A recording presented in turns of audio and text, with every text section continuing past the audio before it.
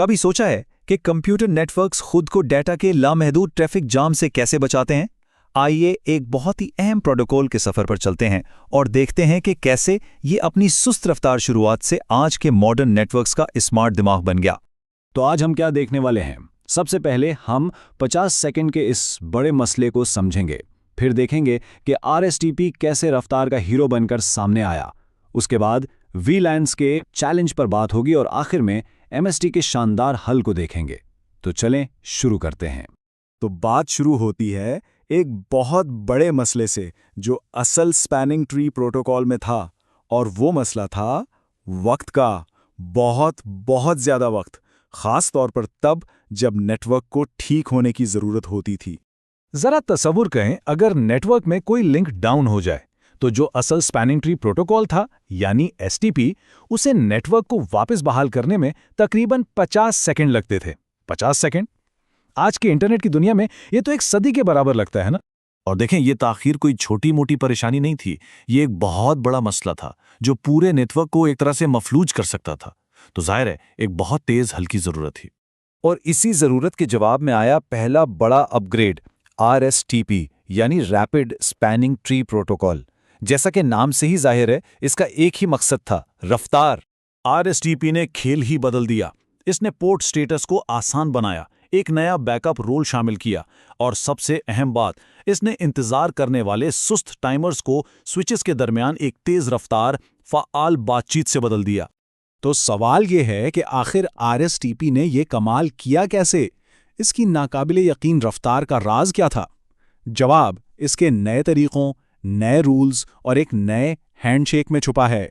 पहला काम तो ये किया कि 5 अलग अलग पोर्ट स्टेट्स को कम करके सिर्फ 3 कर दिया। पुराने ब्लॉकिंग और लिसनिंग स्टेट्स को मिलाकर एक नया स्टेट बना दिया, डिस्कार्डिंग।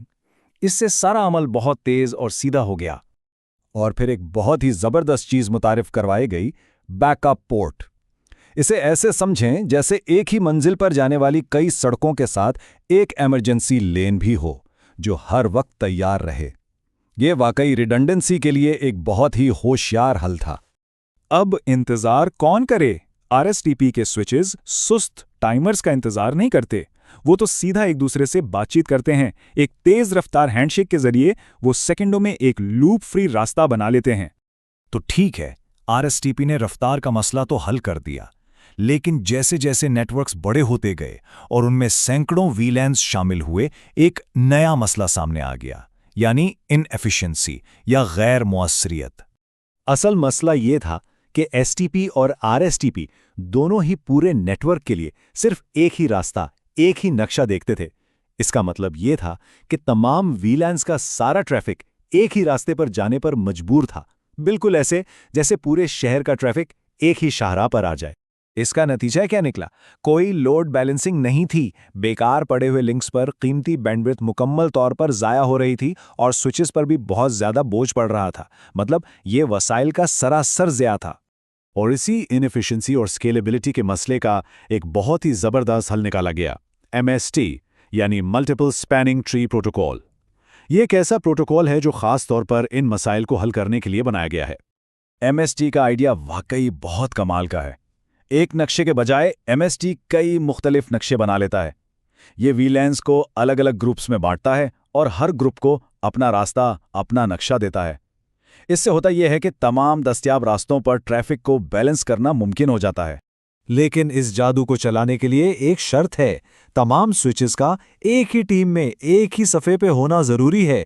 उन्हें एक MST रीजन में तरतीब दिया जाता है और इस रीजन में हर चीज़ का बिल्कुल ठीक होना बहुत ज़रूरी है।